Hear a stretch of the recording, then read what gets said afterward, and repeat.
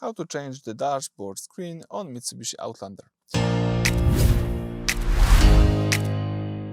So first things first, if you would like to change the dashboard screen, you need to know how to navigate in instrument cluster.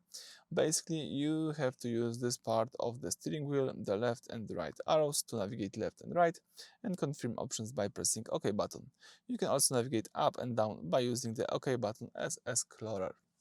Alright, if you know those basics, you can go to your instrument cluster, as you can see right here.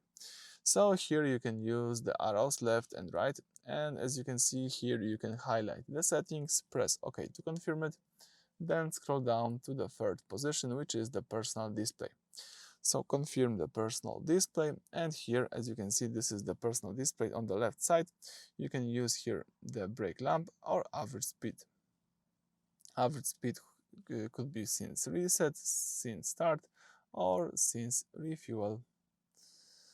I think it's quite nice, but the brake lamp are, for my opinion, more useful. So let me use as a brake lamp to show a small picture of your car on the screen that lights up whenever you step on the brakes, letting you know your brakes lights are working.